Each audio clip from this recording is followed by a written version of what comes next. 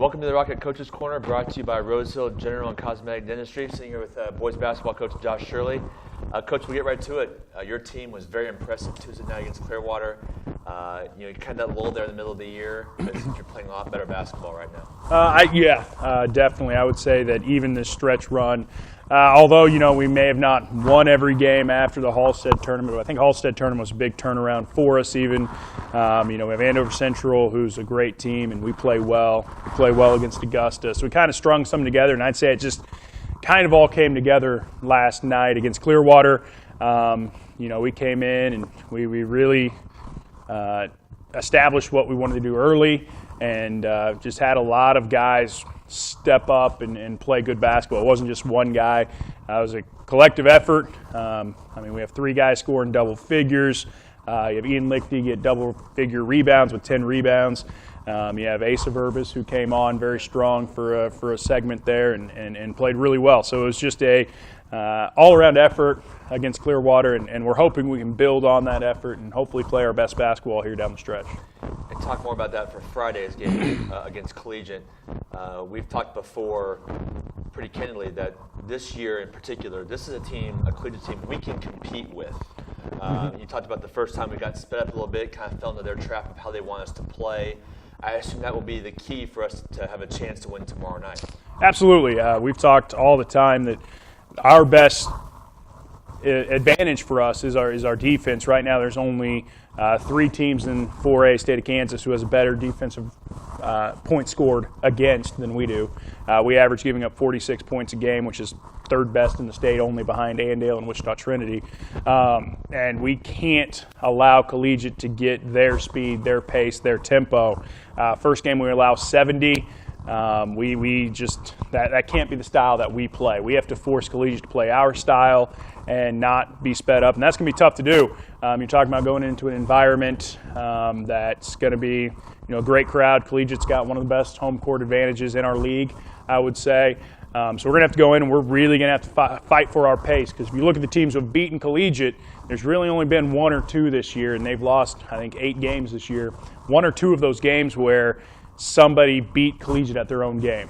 Parsons was able to do it early on, so was Independence, but everybody else, you look at their scores and it's playing the pace that Collegiate doesn't want to play, and that's got to be our mantra this week going into it, is that we've got to fight for our style, because they're going to do whatever they want, and they're going to trick you and trap you into doing some things you don't want to do. And we kind of fell into that trap last time, and we got in foul trouble last time we played them, and we've got to stay out of foul trouble. We've got to keep them off the free throw line, and just got to continue to do what we do best, which is defend and get high percentage shots.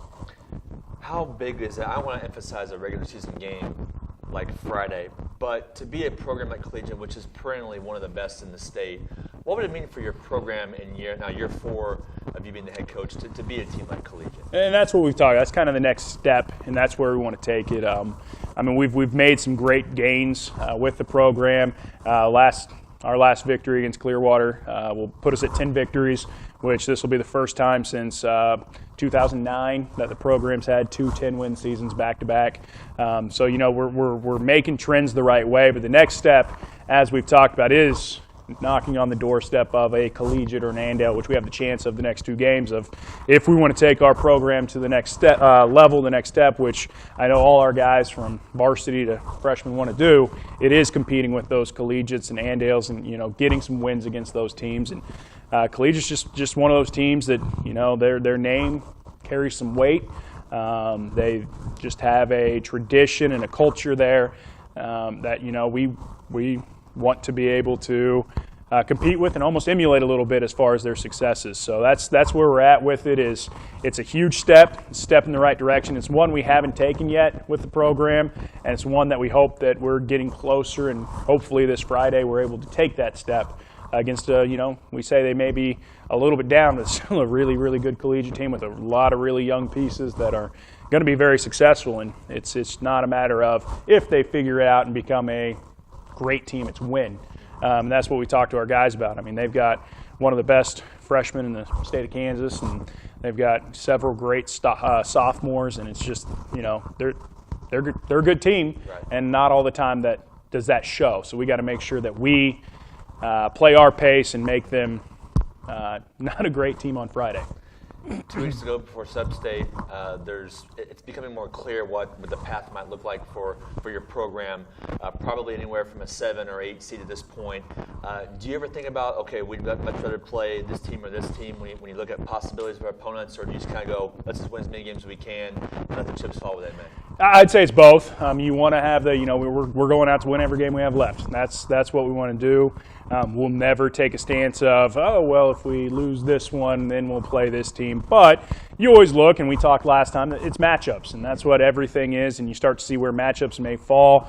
And it's exciting. It's an exciting time, and right now, it's one of probably 5 teams that could fall our way. It looks like, unless something crazy happens, we'll get a home game. That first game of Sub-State, it would take something pretty spectacular happening, unless I'm missing something, to not make that happen.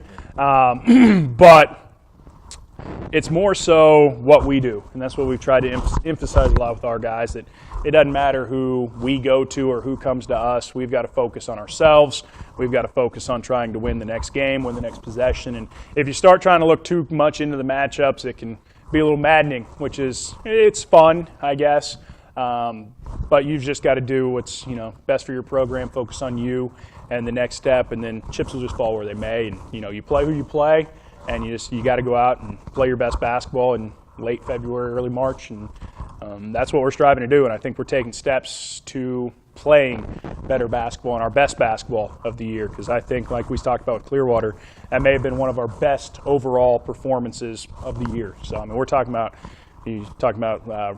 rankings. Clearwater's a 10 seed, 11 seed, so it's not like they're not a good basketball team. They're a good basketball team, and we just played extremely well. So we're hoping to continue that down the stretch. You talk about getting a home game, most likely. My dad coached basketball for a long time, and he always emphasized if you get a home game in the first round of Sub-State, that creates maybe a better path of getting to beyond that. Now, I know we'd be probably looking at a 7 or an 8 seed, but still, though, how crucial is it to get that home game in the first round of Sub-State? Well, it's extremely crucial, because it's not like you just play geographic regions anymore. So you got teams like Topeka-Hayden, which is a long drive, and Ulysses, which is a long drive, and so you're looking at those, and being able to bring them to you is a definite advantage.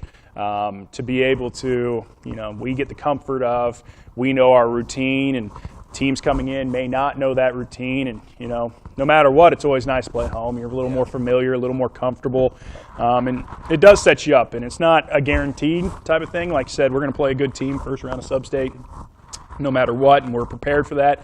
But getting a home game is a big deal, big step for the program, and it does help build that confidence and, like I said, that comfort level. And you don't have to hop on a bus and mess around with school day, and it's just you get to have your normal day. So it's huge, I think. Finally, talk about your seniors this year, because they've come a long way from where they were in middle school to where they are now.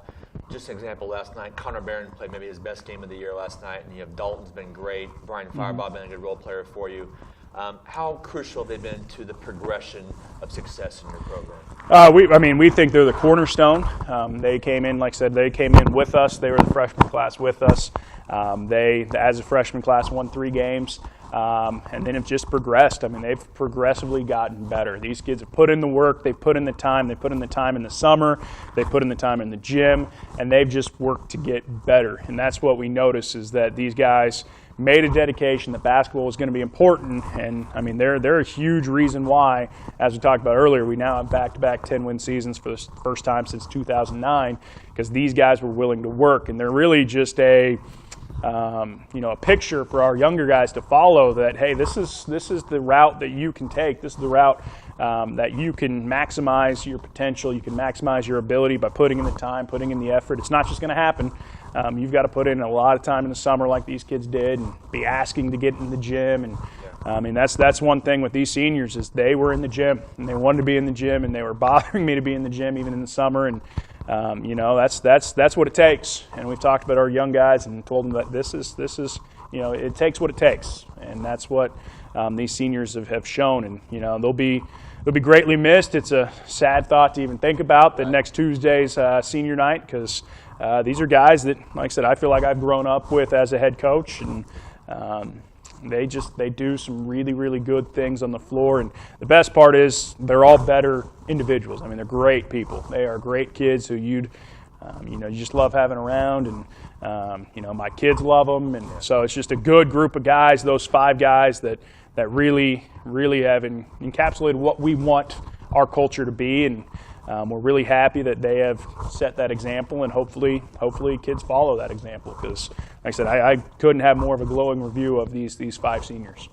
Well, Coach, thank you for your time. Good luck on the rest of your season. I appreciate it very much. Next week, we'll sit down with head girls basketball coach Greg Welch in anticipation of their sub-state matchup the following week. You've been watching the Rocket Coaches Corner, brought to you by Rose Hill General and Cosmetic Dentistry. Have you ever had the need for teeth whitening? Rose Hill General and Cosmetic Dentistry is the place to go. Chip to tooth, they can take care of it. They have been in the Wichita community for over 40 years. Dr. Troilo has 39 years of experience in dentistry. Amazing, caring, helpful, and communicative, says one valued customer. Very nice people and good at what they do. Been coming here since I was in school. The office hours include Monday at 8:30 a.m. to 5:30 p.m., Tuesday 7 a.m. to 7 p.m., Wednesday 7 a.m. to 6 p.m., Thursday 7 a.m. to 5:30 p.m., and Friday 7 a.m. to 3 p.m.